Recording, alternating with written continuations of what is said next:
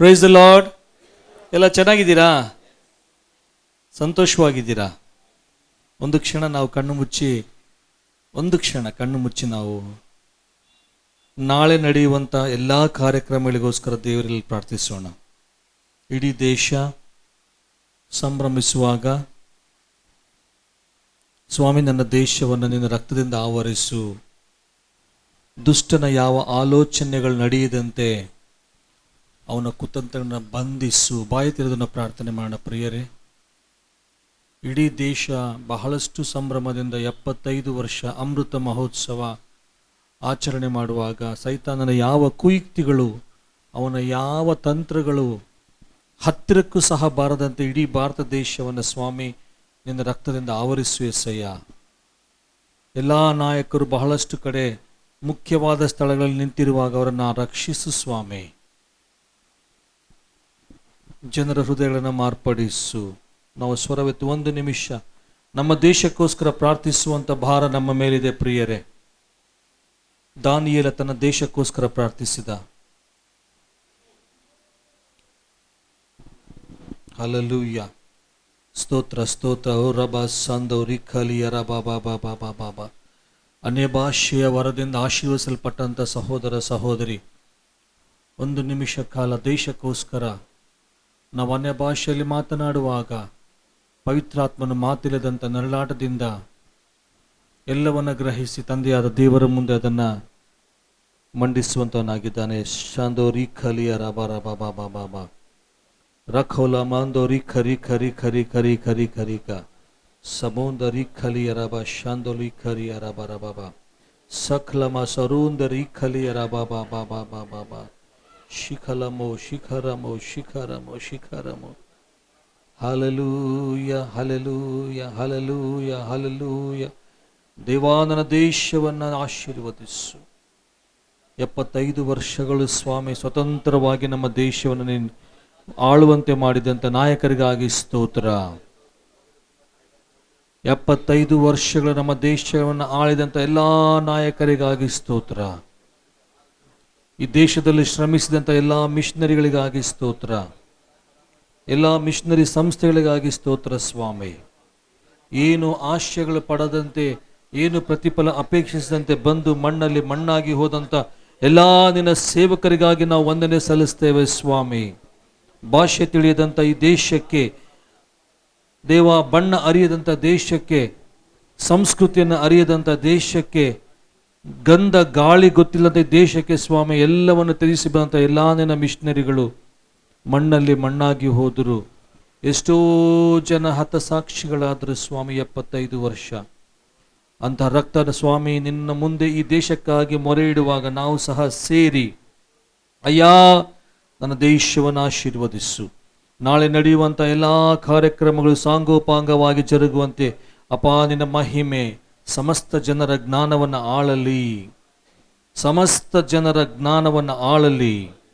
ಅಧಿಕಾರಿಗಳಿಗೆ ಜ್ಞಾನ ಕೊಡುವಂಥ ದೇವರು ನೀನು ಸ್ವಾಮಿ. ರಾಜತಾಂತ್ರಿಕರಿಗೆ ನಿಪುಣತೆಯನ್ನು ಕಲಿಸುವಂಥ ದೇವರು ನೀನು ಸ್ವಾಮಿ. ಅಯ್ಯಾ, ಆರ್ಮಿ, ಏರ್ಫೋರ್ಸ್, ನೇವಿ ತಮ್ಮದೇ ಆದಂಥ ಕೆಲಸ ಮಾಡುವಾಗ, ಗುಪ್ತಚರ ಇಲಾಖೆ ತಮ್ಮದೇ ಆದಂಥ ಕೆಲಸ ಮಾಡುವಾಗ, ಬೇಹುಗಾರಿಕೆ ತಮ್ಮದೇ ಕೆಲಸ ಮಾಡುವಾಗ, ಇಂಟೆಲಿಜೆನ್ಸ್ ಸರ್ವಿಸಸ್ ತಮ್ಮ ಕೆಲಸ ಮಾಡುವಾಗ ನಿನ್ನ ಜ್ಞಾನ ಅವರನ್ನು ಆಳಲಿ ಸ್ವಾಮಿ. ಇಡೀ ದೇಶ ನಿನ್ನ ರಕ್ಷಣೆಯಲ್ಲಿ ಬರಲಿ. ನಿನ್ನ ರಕ್ತ ಕೋಟೆಯಲ್ಲಿ ಸ್ವಾಮಿ ನಾಳೆ ಎಲ್ಲ ಕಾರ್ಯಕ್ರಮಗಳು ಅದ್ಭುತವಾಗಿ ಜರುಗಲಿ. ನನ್ನ ದೇಶ ನಿನ್ನದು ಸ್ವಾಮಿ. ನನ್ನ ದೇಶ, ನನ್ನ ಭಾರತ. ಅಯ್ಯಾ, ನಿನಗಾಗಿ ವಂದನೆ ಸಲ್ಲಿಸ್ತೇನೆ ಸ್ವಾಮಿ.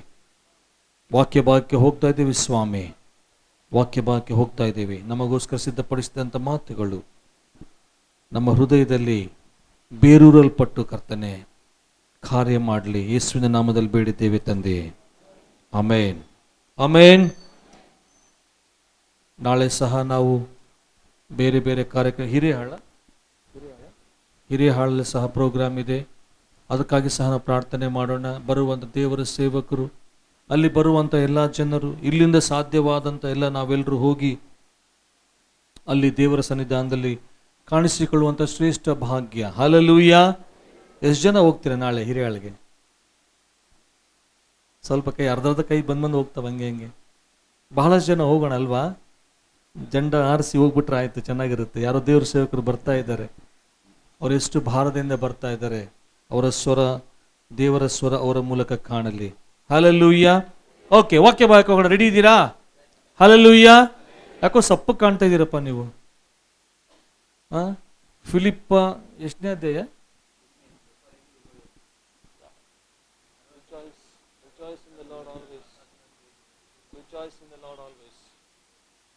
ಫಿಲಿಪ್ಪಿ ಬರೆದ ಪತ್ರಿಕೆ 4ನೇ ಅಧ್ಯಾಯ 4ನೇ ವಚನದಲ್ಲಿ ಏನು ಹೇಳುತ್ತೆ?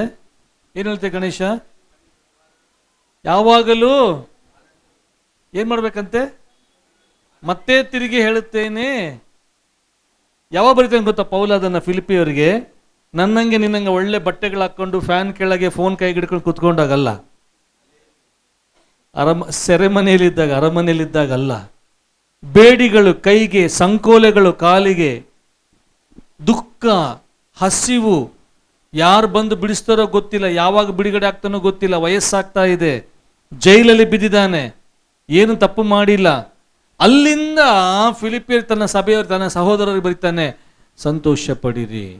ಅವರು ಇವನಿಗೆ ಹೇಳ್ಬೇಕು ಸಂತೋಷ ಪಡ್ರಿ ಅಂತೇಳಿ. ಪೌಲ ಸಂತೋಷ ಪಡಪ್ಪ ಅನ್ನೋ ಪ್ರಾರ್ಥನೆ ಇಲ್ಲ, ನಮ್ದು ಉಲ್ಟಾ ಕೇಸ್. ಒಳಗಿದ್ದವನೇ ಹೊರಗಿದ್ದವ್ರಿಗೆ ಹೇಳ್ತಾನೆ, be happy, don't worry, all is well ಅಂತಾನೆ. ಹಲ್ಲೆಲೂಯ್ಯ. ದೇವನಾಮಕ್ಕೆ ಸ್ತೋತ್ರ. ಹಲ್ಲೆಲೂಯ್ಯ. ಬಹಳ ಸಲ ನಾವು ದೇವರ ಸ್ವರವನ್ನ ಆಲಯದಲ್ಲಿ ಅಥವಾ ಬೇರೆ ಬೇರೆ ಮುಖಾಂತರ, ಮಾಧ್ಯಮಗಳ ಮುಖಾಂತರ ನಾವು ಕೇಳಿಸಿಕೊಳ್ಳುವಾಗ ಅದನ್ನು ಗ್ರಹಿಸ್ತೇವೆ. ಗ್ರಹಿಸೋದಂದ್ರೆ ಏನು? ಕೇಳಿಸ್ಕೊಳ್ಳೋದು, ಭಾಳ ಕೇಳಿಸ್ಕೊಳ್ಳೋದು, ಶಬ್ದಗಳು ಭಾಳ ಬರ್ತಿರ್ತವೆ. ಅದನ್ನು ಗ್ರಹಿಸೋದಂದ್ರೆ ಅದನ್ನು ಅರ್ಥ ಮಾಡಿಕೊಳ್ಳೋದು. ಆಮೇಲೆ ಅದಕ್ಕೆ ನಾವು ಏನು ಹೇಳ್ತೀರಾ, ರಿಯಾಕ್ಟ್ ಆಗೋದು, ಏನು ಹೇಳ್ತೀರಾ, ರೆಸ್ಪಾಂಡ್ ಮಾಡೋದು, ಪ್ರತಿಕ್ರಿಯೆ ಮಾಡ್ತಾ. ಥ್ಯಾಂಕ್ಸ್ ಪ್ರಕಾಶ್. ಪ್ರತಿಕ್ರಿಯಿಸೋದು. 3 ವಿಷಯ ನಾನು ಹೇಳ್ತೇನೆ, ಕೇಳಿಸ್ಕೊಳ್ಳಿ. ದೇವರ ಸ್ವರವನ್ನ ಕೇಳಿಸಿಕೊಳ್ಳುವುದು. ಎಲ್ಲರೂ ಕೇಳಿಸ್ಕೊಂತ ಇದ್ದೀವಿ. ನಿದ್ದೆ ಮಾಡಿ ನಾನಂತೂ ಬಿಡೋದಿಲ್ಲ, ಜಡದು ಅಲ್ಲಾಡಿಸಿಬಿಡ್ತೀನಿ ನಿಮ್ಮನ್ನ, ಅದು ಗೊತ್ತೈತಿ, ಅಪ್ಪನ ಪೀಕ್ಲಾಟ ಬೇಡ ಅಂತ. ಕೇಳಿಸ್ಕೊಳ್ತಾ ಇದ್ದೀವಿ, ಗ್ರಹಿಸ್ತೀವಿ, ಹೌದಾ? ಅವಾಗ ಉದ್ದುದ್ದ, ಅವಾಗ ಅಡ್ಡಡ್ಡ ಅಲ್ಲಾಡಿಸ್ತಿರ್ತೀವಿ ತಲೆಯನ್ನ, ಗ್ರಹಿಸ್ತೀವಿ. ನಮ್ಮ ಪ್ರತಿಕ್ರಿಯೆ ಒಬ್ಬೊಬ್ರದ್ದು ಒಂದೊಂದು ರೀತಿ ಇರುತ್ತೆ. ಎಲ್ಲರದು ಒಂದೇ ರೀತಿ ಪ್ರತಿಕ್ರಿಯೆ ಇದ್ದಿದ್ರೆ ಇಡೀ ನಮ್ಮೆಲ್ಲ ಕುಟುಂಬಗಳು ಒಂದೇ ಲೆವೆಲಲ್ಲಿ ಇರ್ತಿದ್ವು. ಆತ್ಮಿಕವಾಗಿ, ಆರ್ಥಿಕವಾಗಿ, ದುಡ್ಡಿನ ವಿಷಯದಲ್ಲಿ ಆಗಿರಲಿ, ಪ್ರಾರ್ಥನೆ ವಿಷಯದಲ್ಲಿ ಆಗಿರಲಿ, ಆಶೀರ್ವಾದ ವಿಷಯದಲ್ಲಾಗಲಿ, ನಾವೆಲ್ಲರೂ ಒಂದೇ ರೀತಿ ಇರ್ತೀವಿ. ಯಾಕೆ ಇಲ್ಲ ಅಂದರೆ ನಾವು ಕೇಳಿಸ್ಕೊಳ್ತಾ ಇದ್ದೀವಿ, ಗ್ರಹಿಸ್ತಾ ಇದ್ದೀವಿ, ಏನು ಒಳ್ಳೆಯದು ಏನು ಕೆಟ್ಟದು ಅಂತೇಳಿ. ಅದನ್ನ ಕಾರ್ಯರೂಪಕ್ಕೆ ತರುವಂಥ ವಿಷಯದಲ್ಲಿ, ಪ್ರತಿಕ್ರಿಯಿಸೋದ್ರಲ್ಲಿ, ರೆಸ್ಪಾಂಡ್ ಮಾಡೋದ್ರಲ್ಲಿ ಎಲ್ಲೋ ನಾವು ಸ್ವಲ್ಪ ಅಲ್ಲ, ಬಹಳ ಹಿಂದೆ ಮುಂದೆ ಹೋಗ್ತೀವಿ. ನಾನು ಹೇಳಿ ನಿಮ್ಗೆ ಅರ್ಥ ಆಗ್ತಾ ಇದೆಯಾ?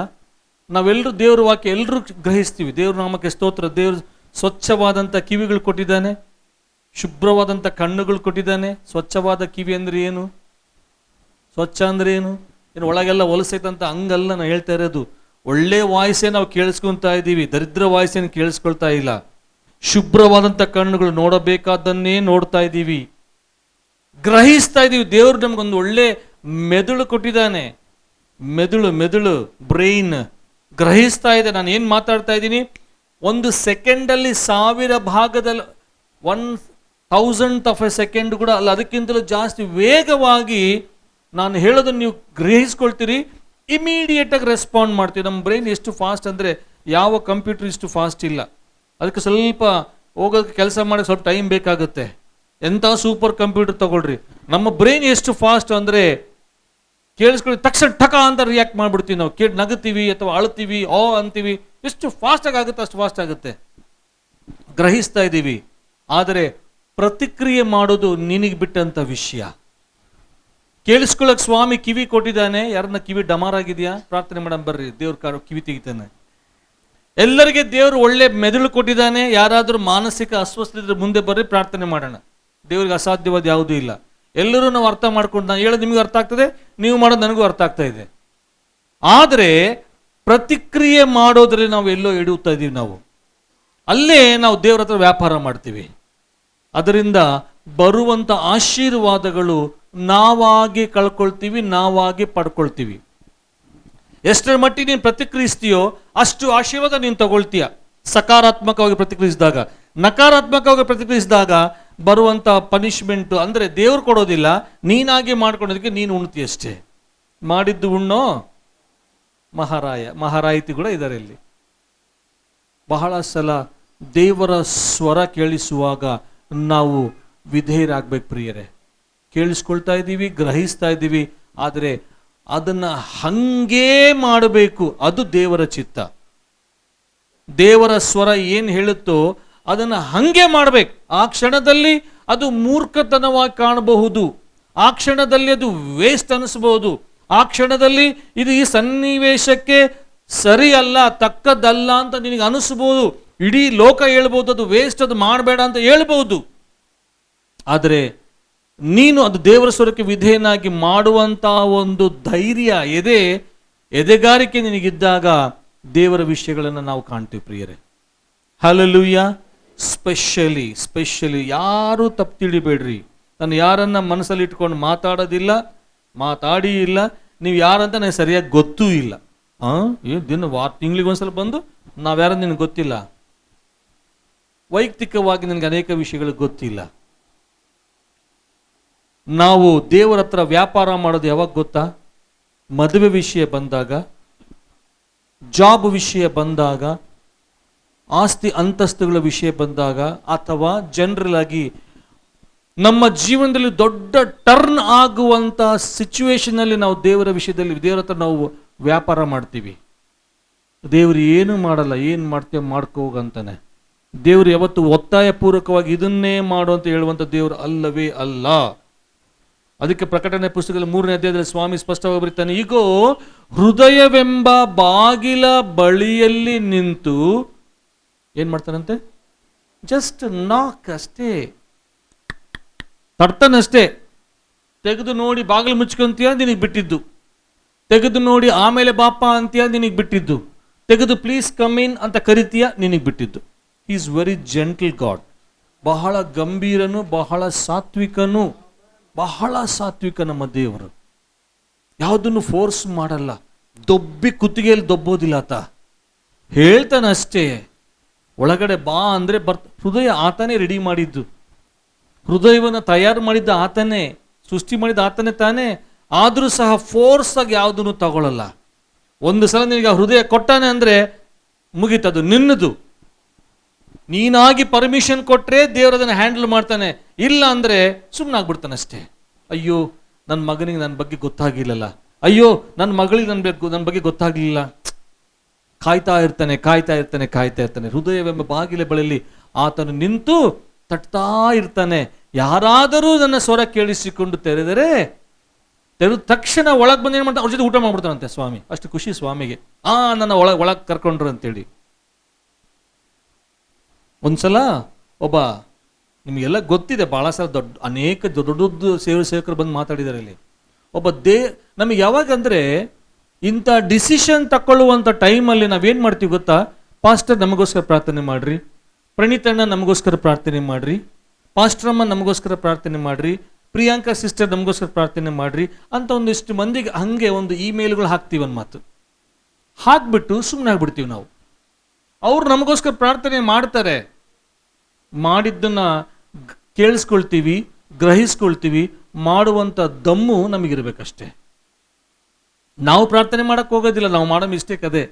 ಅವ್ರಿಗೆ ಬಿಟ್ಬಿಡ್ತೀವಿ, ನೀವು ಪ್ರಾರ್ಥನೆ ಮಾಡ್ರಿ. ನೋಡ್ರಿ ಹಿಂಗೆ ನಮ್ಮ ಮಗನಿಗೆ ಒಂದು ಜಾಬ್ ಬಂದಿದೆ, ಅದು ಇಂಟರ್ವ್ಯೂ ಬಂದಿದೆ, ಆಗಂಗೆ ಪ್ರಾರ್ಥನೆ ಮಾಡ್ರಿ ಅಷ್ಟೇ. ನಾವು ಸುಮ್ಮನೆ ಆಗ್ಬಿಡ್ತೀವಿ, ನಮ್ಮ ಕೆಲಸ ನಾವು ಮಾಡ್ಕೊತಿರ್ತೀವಿ. ಪಾಪ ಅವ್ರು ಪ್ರಾರ್ಥನೆ ಮಾಡಿ ಏನೋ ಹೇಳಿರ್ತಾರೆ, ಅದನ್ನು ಫಾಲೋ ಮಾಡುವಂಥ ಧೈರ್ಯ ನಮಗಿರಲ್ಲ. ಒಂದ್ಸಲ ಇತ್ತೀಚೆಗೆ ಒಬ್ಬ ಸಹೋದರ ನಮ್ಮ ಹತ್ರ ಮಾತಾಡುವಾಗ ಹೇಳ್ತಿದ್ರು, ಸ್ಪರ್ಜನ್ ಅಂತ ಇದ್ದಾರೆ, ಅವ್ರು ಹೇಳ್ತಾ ಇದ್ರು, ಅವರ ರಿಲೇಷನ್ಸ್ ಯಾರೋ ಒಬ್ಬನಿಗೆ ದೊಡ್ಡ ಗೌರ್ಮೆಂಟ್ ಜಾಬ್, ಬಹಳ ಒಂದು ತುಂಬ ಕ್ಲಾಸ್ 1 ಆ ಲೆವೆಲಲ್ಲಿ ಸುಮಾರು 5-6 ಜಾಬ್ಗಳು ಕೈಯಲ್ಲಿ ಬಂತು ಅಟ್ ಎ ಟೈಮ್. ಈಗ ಅವನಿಗೆ ಬಿಟ್ಟಿದ್ದು ಯಾವ ಜಾಬ್ ತಗೋಬೇಕು ಅಂತೇಳಿ, ಅದಕ್ಕೆ ಸ್ವಲ್ಪ ಪ್ರೇಯರ್ ಮಾಡ್ತಾ ಇದ್ದೀವಿ ಅಂದರು. ಅಂಥ ಡಿಸಿಷನ್ಸ್ ನಮ್ಮ ಲೈಫಲ್ಲಿ ಬರುವಾಗ ನಾವು ಬಹಳ ಎಚ್ಚರಿಕೆಯಾಗಿರಬೇಕು. ನಿನ್ನ ಜೀವನ ಸಂಗಾತಿಯನ್ನು ಆರಿಸಿಕೊಳ್ಳುವಾಗ, ಆಸ್ತಿ ಮಾಡುವಾಗ, ಅಂತಸ್ತನ್ನು ತಕ್ಕೊಳ್ಳೋಕ್ಕೆ ಹೋಗುವಾಗ, ಯಾವುದಾದ್ರೂ ಒಂದು ಡಿಸಿಷನ್ ತಗೊಳ್ಳುವಾಗ ಬಹಳ ಬಹಳ ಕೇರ್ಫುಲ್ ಆಗಿರಬೇಕು. ಇದರಲ್ಲಿ ಕೈ ಸುಟ್ಕೊಂಡ್ರು ಬಹಳ ಜನ ಇದ್ದಾರೆ, ಹೊರಗಡೆ ಹೇಳೋದಿಲ್ಲ ಅಷ್ಟೇ. ಹಿಂಗೆ ಯಾವನೋ ಪ್ರಾರ್ಥನೆ ಮಾಡ್ತಾ ಇದ್ದಂತೆ ಮದುವೆ ಮಾಡ್ಕೋಬೇಕು ಅಂತೇಳಿ ಪಾಸ್ಟ್ರಿಗೆ ಹೇಳಿದಂತೆ, ಪಾಸ್ಟ್ರೇ ನನಗೆ ಮದುವೆನೇ ಆಗ್ತಾ ಇಲ್ಲ, ಪ್ರಾರ್ಥನೆ ಮಾಡ್ರಿ ಅನ್ನಂತೆ. ಪಾಸ್ಟರ್ ಪ್ರಾರ್ಥನೆ ಮಾಡಿದ್ರಂತೆ. ಪ್ರಾರ್ಥನೆ ಮಾಡಿ, ತಮ್ಮ ದೇವ್ರು ಹೇಳೇನೆ ನೀನೇ ಪ್ರಾರ್ಥನೆ ಮಾಡ್ಬೇಕಂತೆ, ವಾಕ್ಯ ಓದಿದ್ರೆ ಸ್ವಾಮಿ ನಿನಗೆ ಹೇಳ್ತಾನಂತೆ ಅಂತ ವಾಪಸ್ ಇಟ್ಬಿಟ್ರು ಬಾಂಬು ಪಾಸ್ಟ್ರು. ಗೊತ್ತಿತ್ತು ಇದು ಎಂಥ ಕ್ಯಾಂಡಿಡೇಟ್ ಅಂತೇಳಿ ಗೊತ್ತಿತ್ತು ಪಾಸ್ಟ್ರಿಗೆ. ಅಪೀಲ್ ಬಾ ಇಲ್ಲಿ ಅಂದ್ರೆ, ಏನು ಸಾರ್ ಯಾರನ್ನ ಹೆಸರು ಹೇಳಿದ ಸ್ವಾಮಿ ಅಂತಂದ್ರಂತೆ. ಯಾರ ಹೆಸರು ಹೇಳಿಲ್ಲ ತಮ್ಮ, ನೀನು ಬೈಬಲ್ ಓದಿದ್ರೆ ಸ್ವಾಮಿ ನಿನಗೆ ಹೇಳ್ತಾನಂತೆ ಅಂದರೆ, ಹೌದಾ ನನಗೆ ಹೇಳ್ಯಾನ ಅಂತೇಳಿ ಸ್ತೋತ್ರಂ ಸ್ತೋತ್ರಂ ಸ್ತೋತ್ರಂ ಅಂತ ಬೈಬಲ್ ತೆಗೆದಂತೆ. ಯೋಹಾನ್ ಬರೆದ ಸುವಾರ್ತೆ 14ನೇ ಅಧ್ಯಾಯ ಯಾವುದೋ ಬಂತಂತೆ. ಏನಾಯ್ತು ನೋಡೋದು, ಯಾವ್ದನ್ನೈತಾ? ಭಯಪಡಿಸ್ತಾನೆ ನೋಡು ಈಶ್ವರ್ ನನ್ನ. ಯೋಹಾನ್ ಬರೆದ ಸುವಾರ್ತೆ 14ನೇ ಅಧ್ಯಾಯ 27ನೇ ವಚನದಾಗ ಏನೈತಮ್ಮ? ಬೈಬಲ್ ಅದಾವ ನಿಮ್ಮ ಹತ್ರ? ಬೈಬಲು, ಸಂದೇಶ, ಸಂತೋಷ, ಏನಪ್ಪ ಮೈಕ್ ತಗೊಂಬಲ್ಲಿ. ಹಂಗೆ ಮಾಡಬೇಡ ನೀನು, ಗಾಬರಿ. ನಮ್ಮವ್ರು ಭಾಳ ಜನ ಬೈಬಲ್ ತರಂಗಿಲ್ಲ, ಅವರು ಹೃದಯದಲ್ಲೇ ಬಚ್ಚಿಟ್ಕೊಂಡು ಬಂದಿರ್ತಾರ.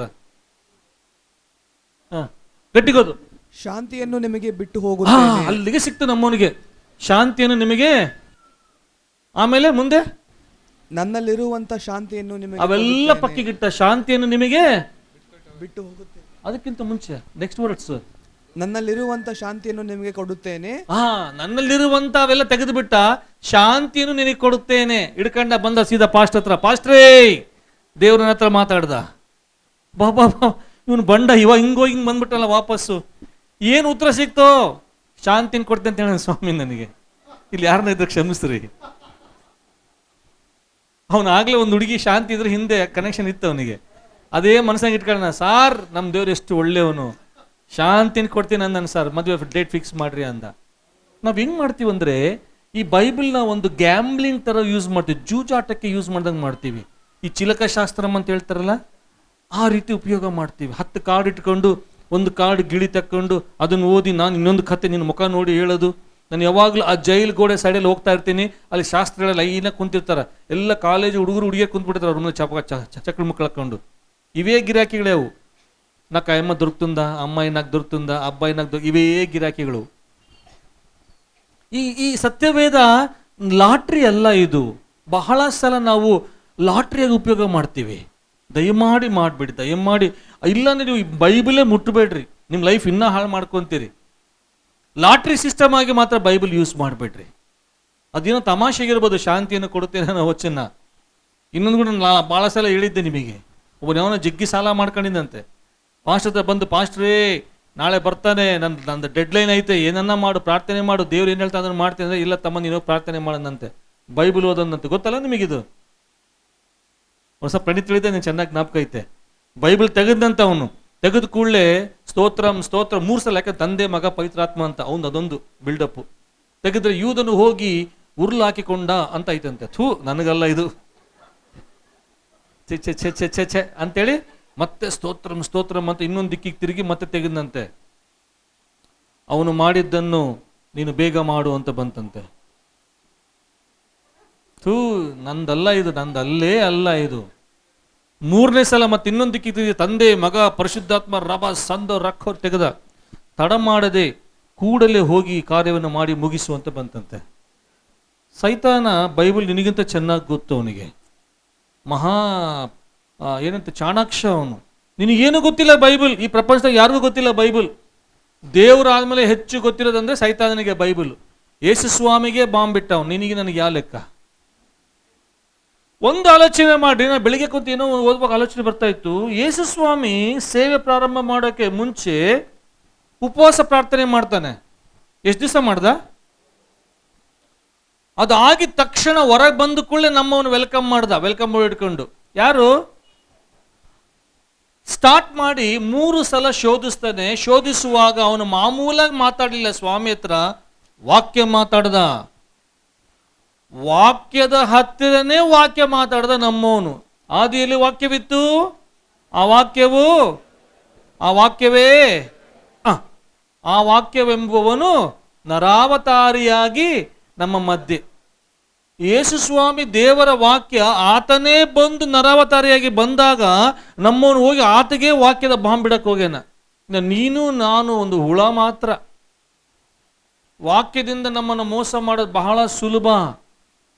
ಈ ಪವಿತ್ರ ಗ್ರಂಥವನ್ನ ತನಗೆ ಬೇಕಾದಂಗೆ ಆಡಿಸ್ಕೊಂತಾನೆ. ಯಾವಾಗ ಗೊತ್ತಾ? ನೀನು ಅಷ್ಟು ವೀಕ್ ಆದಾಗ, ನೀನು ಯಾವಾಗ ನಂಬಿಕೆಯಲ್ಲಿ ಬಲವಾಗಿರ್ತೀಯೋ, ಇದು ಇಬ್ಬಾಯಿ ಕತ್ತಿಗಿಂತಲೂ ಬಹಳ ತೀಕ್ಷ್ಣವಾದದ್ದು. ಅದು ಕೀಲು ಮಜ್ಜೆಗಳನ್ನು ತೂರಿಸಿಕೊಂಡು ಹೋಗುವಷ್ಟು ಶಕ್ತಿ ಐತಿ ಈ ವಾಕ್ಯದಲ್ಲಿ. ಇಲ್ಲವಾದ್ರೆ ಅದೇ ಬುಕ್ ತಗೊಂಡು ನಿನಗೆ ಆಟ ಆಡಿಸ್ಬಿಡ್ತಾನೆ ಅವನು. ತಲೆ ಕೆಳಗೆ ಇಟ್ಕೊಂಡು ಮಕ್ಕಂಡೆ, ಹೊಟ್ಟೆ ಮೇಲೆ ಇಟ್ಕೊಂಡು ಮಕ್ಕಂಡೆ, ಅದ್ರ ಮೇಲೆ ಉಳ್ಳಾಡದೆ, ಇಂಥವೆಲ್ಲ ಡ್ರಾಮಾ ಸ್ಟಾಪ್ ಮಾಡೋಣ ನಾವು. ಇದು ಪುಸ್ತಕ ಅಷ್ಟೇ. ಇದರಲ್ಲಿರುವಂಥ ವಾಕ್ಯ ಜೀವವುಳ್ಳ ವಾಕ್ಯ. ಆ ವಾಕ್ಯ ನಿನ್ನನ್ನು ನಿಲ್ಲಿಸುವಾಗ ಯಾವ ಶಕ್ತಿ ನಿನ್ನನ್ನು ಕದಲಿಸಲಾರದು. ಒಂದು ಸಲ ನಾನು ಬಹಳ ಡಿಸ್ಟರ್ಬ್ ಆಗಿದೆ.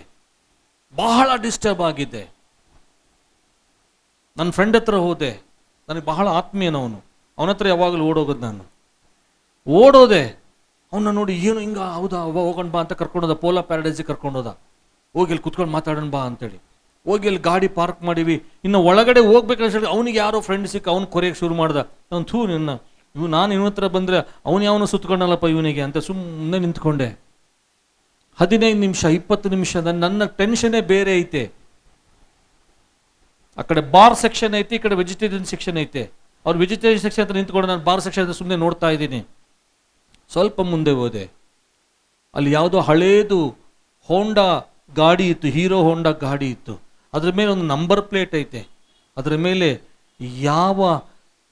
ಯಾವ ಕೇಡು ನಿನಗೆ ಸಂಭವಿಸದು, ಉಪದ್ರವವು ನಿನ್ನ ಗುಡಾರದ ಸಮೀಪಕ್ಕೂ ಬಾರದು ಅಂತ ಸುಮ್ಮನೆ ನಾನು ತಮಾಷೆಗೆ ಹೇಳ್ತಾ ಇಲ್ಲ. ಇದು ನಿಜವಾಗ್ಲೂ ಹೇಳ್ತೀನಿ ಸರ್. ಒಂದು 3 ವರ್ಷ ಕೆಳಗೆ ನಡೆದಂಥ ಘಟನೆ. ಎಷ್ಟೋ ಸಲ ಓದಿದ್ದೀನಿ, ಅಲ್ಲಿ ಸುಮ್ಮನೆ ನಿಂತೀನಿ. ಅವನಿಂದ ನಾನು ಅಪೇಕ್ಷೆ ಪಡ್ತಾ ಇದ್ದೀನಿ, ನನ್ನ ಕ್ಲೋಸ್ ಫ್ರೆಂಡಿಂದ. ಅವನು ನನಗೆ ಬಹಳ ಆತ್ಮೀಯನು, ಕೈ ಬಿಡೋದಿಲ್ಲ ಅವನು. ಅವನ ಹತ್ರ ಬಂದರೆ ಗ್ಯಾರಂಟಿ ನನಗೆ ಸೊಲ್ಯೂಷನ್ ಸಿಗುತ್ತೆ, ನನಗೆ ಗೊತ್ತದು. ಆದರೆ ನಿಂತ್ಕೊಂಡಿನಿ, ಸುಮ್ಮನೆ ನೋಡ್ತೀನಿ, ಏನು ಬರ್ದದಲ್ಲ ಇಲ್ಲಿ. ಸ್ವಲ್ಪ ಹತ್ರ ಹೋದರೆ ರೆಡ್ ಪೇಂಟಿಂದ ಬರ್ದಾರೆ. ಇಲ್ಲಿ ಯಾರನ್ನವ್ರು ಇದ್ರೆ ನನಗೆ ಗೊತ್ತಿಲ್ಲ. ಯಾವ ಕೇಡು ನಿನಗೆ ಸಂಭವಿಸದು, ಉಪದ್ರವವು ನಿನ್ನ ಗುಡಾರ ಸಮೀಪಕ್ಕೂ ಬಾರದು. ಹಟ್ ಪ್ರೈಸ್ ದ ಲಾರ್ಡ್ ಅಂತ. ಬಾಯ್ ಹೋಗಿ ಬರ್ತೀನಿ ಅಂತ. ತಡಿಯೋ ಒಂದು 5 ನಿಮಿಷ. ಅವನು ಅನ್ಕೊಂಡು ನಾನು ಬೇಜಾರು ಮಾಡ್ಕೊಂಡು ಹೋಗ್ತೀನಿ ಅನ್ಕೊಳ್ಳೋಣ. ಬರ್ತೀನ, ಬಾಯ್ ನಾನು ಟೈಮ್ ಆಯ್ತು ಹೋಗ್ತೀನಿ ಅಂತಂದ್ರೆ. ಸಾರಿ ಬಾ ನೀನು ಬಾ. తర్వాత ಮಾಡ್ತಾನೆ ಫೋನ್. ಅವನು ನೀನು ಮಾತಾಡ್ಕೊಂಡು ನಾನು ಹೋಗ್ತಿದ್ದೀನಿ ಅಂತೇಳಿ. ಆ ಸಂತೋಷ ನನಗೆ ತಡೆಯೋಕ್ಕಾಗ್ತಾ ಇಲ್ಲ, ಆ ಧೈರ್ಯ ನನಗೆ ತಡೆಯೋಕ್ಕಾಗ್ತಾ ಇಲ್ಲ. ಇಷ್ಟು ತಾಸುಗಳ ಧೈರ್ಯ ಇಲ್ಲ. ಭಯ ಗಾಬರಿ, ಟೈಮ್ ಲಿಮಿಟ್ ಐತೆ, ಏನು ಮಾಡ್ಬೇಕು ಗೊತ್ತಿಲ್ಲ, ಎಲ್ಲಿ ಓಡ್ಬೇಕು ಗೊತ್ತಿಲ್ಲ. ಯಾವಾಗ ಆ ವಾಕ್ಯ ನೋಡಿದ್ನೋ ಎಷ್ಟು ಶಾಂತಿ ಬಂತು, ಎಷ್ಟು ಧೈರ್ಯ ಬಂತು ಅಂದರೆ ಇಷ್ಟೇ ಅಲ್ಲ, ಯಾವ ಕೇಳು ನನಗೆ ಸಂಭವಿಸುದು, ಉಪದ್ರವವು ನನ್ನ ಗುಡಾರದ ಸಮೀಪಕ್ಕೂ ಕೂಡ ಬರೋದಿಲ್ಲ. ಪ್ರೈಸ್ ದ ಲಾರ್ಡ್ ಅಂತೇಳಿ ಬರ್ತೀವಿ ಶೆಟ್ರಾಗ್ ಬಾಯ್ ಅಂತ ಕಿತ್ಕೊಂಡು ನಾನು ಗಾಡಿ ತೊಗೊಂಡು ಬಿಟ್ಟೆ. ಅವನು ಫೋನ್ ಮಾಡೇ ಮಾಡ್ತಾನೆ. ನಾನು ಫೋನ್ ಎತ್ತುವಲ್ಲ ನಾನು. ಮತ್ತೆ ನಾನು ಸ್ಕೂಲ್ಗೆ ಹೋದ್ಮೇಲೆ ಅಂದೆ ಅಂತ ಹೇಳಿದೆ ಅವನಿಗೆ, ಶೆಟ್ರಾಗ್ ಸುಮ್ಮನೆ ಬಿಡಿ, ಏನು ನೋ ಪ್ರಾಬ್ಲಮ್, ನಾನು ಚೆನ್ನಾಗಿದ್ದೀನಿ. ಇಲ್ಲಪ್ಪ ಸಾರಿ ಸ್ವಲ್ಪ ಅರ್ಜೆಂಟ್ ಇತ್ತು. ಅದಕ್ಕೆ ಏನಿಲ್ಲ ಬಿಡು, ಏನಾಗಿಲ್ಲ, ಆರಾಮಾಗಿದ್ದೀನಿ. ಇವನು ಏನು ಡ್ರಾಮಾ ಮಾಡ್ತಿಲ್ಲ ನೀನು. ವಾಕ್ಯದಲ್ಲಿರುವಂಥ ಶಕ್ತಿ ಅದು. ಹಲ್ಲೆಲೂಯಾ. ವಾಕ್ಯವನ್ನು ಆಡ್ಕೋಬಾರದು ನಾವು. ವಾಕ್ಯ ನಮ್ಮನ್ನು ಆಳಬೇಕು. ಯೆರೆಮೀಯನ ಪ್ರವಾದನೆ ಪುಸ್ತಕ 37ನೇ ಅಧ್ಯಾಯ. ಕೆಲವು ಮಾತುಗಳು ಹೇಳಿ ನಾನು ವೈಂಡ್ ಅಪ್ ಮಾಡಿಬಿಡ್ತೀನಿ. ಬೇಗ ಯೆರೆಮೀಯ ಎಲ್ಲಿದ್ದಾನೆ? ನಾನು ಹೇಳ್ಬಿಡ್ತೀನಿ ಬಿಡ್ಮಲ್ಲಿ. ಓಕೆ, ಸಿಕ್ಕಿಲ್ಲದೆ ಪರವಾಗಿಲ್ಲ. ಆಮೇಲೆ ಪ್ರಾರ್ಥನಾ ಪೂರ್ವಕವಾಗಿ ಉಪವಾಸ ಪ್ರಾರ್ಥನೆ ಮಾಡಿ ಹುಡುಕ್ರಿ. ಯೆರೆಮೀಯ ಅಲ್ಲೇ ಇರ್ತಾನೆ, ಎಲ್ಲಿ ಹೋಗೋದಿಲ್ಲ. ಭಾಳ ಒಳ್ಳೆ ನನಗೆ ಫೋನ್ ಮಾಡಿ ಹೇಳೋಣ ಬೆಳಗ್ಗೆ, ಅಲ್ಲೇ ಇರ್ತೀನಿ, ಆಮೇಲೆ ಕೂಡ ಸಿಗ್ತೀನಿ ಅಂತ ಹೇಳಿ. 37 ಕೇಳಿಸ್ಕೊಳ್ಳಿ. ಇಲ್ಲಿ ಯೆರೆಮೀಯನ ಪ್ರವಾದನೆ ಪುಸ್ತಕ 37ನೇ ಅಧ್ಯಾಯ ಕೆಲವು ವಚನಗಳು ನಾನು ನಿಮ್ಮ ಹತ್ರ ಕೇಳಿಸ್ಕೊತಾ ಇದ್ದೀರಮ್ಮ, ಎಲ್ಲ ನಾನು ನೋಡ್ಬೇಕು. ಹಾಲೆಲೂ ಸಿಕ್ಕಿಲ್ದವರೆಲ್ಲ ಹಾಲೆಲೂಯ. ಹೌದು ನೋಡಪ್ಪ, ಇಲ್ಲಿ ಒಂದು ಯುದ್ಧದ ಸನ್ನಿವೇಶ ಇದೆ. ಬೇಗ ಮುಗಿಸ್ತೀನಿ ನಾನು. ಯುದ್ಧದ ಸನ್ನಿವೇಶ ಇದೆ. ಅಲ್ಲಿ ಒಬ್ಬ ರಾಜನಿದ್ದಾನೆ. ಕನ್ನಡದಲ್ಲಿ ಅವನ ಹೆಸರೇನಪ್ಪ? ಅವು ಬಾಯಿ ಬರಂಗಿಲ್ಲ ನಮಗೆ. ಅಲ್ಲ, ಜೆದಕಿಯ ಕನ್ನಡದಲ್ಲಿ ಏನೈತೆ? ಚಿದ್ಕಿಯ ಅಂತ ಆಯ್ತಾ? ಓಕೆ, ಕೇಳಿಸ್ಕೊಳ್ಳಿ. ಇದು ನಾನು ನಿಂತಿರುವಂಥದ್ದು ಯಹೂದ ದೇಶ. ಹಲ್ಲೆಲೂಯಾ. ನಾನು ನಿಂತಿರುವಂಥದ್ದು ಯೆಹೂದ ದೇಶ. ಈಗ ನನ್ನ ಮೇಲೆ, ಬ್ರದರ್ ನಿಮ್ಮ ಹೆಸರು ಮೇಘನಾಥ್ ಅವರು, ಇವಾಗ ಅದು ಇನ್ನೊಂದು ದೇಶ, ಕಸ್ದಿಯರು ಅಂತ ಅನ್ಕೊಳ್ರಿ. ಇವರು ಯೆಹೂದ ದೇಶ, ಇವರು ಕಸ್ದಿಯರು.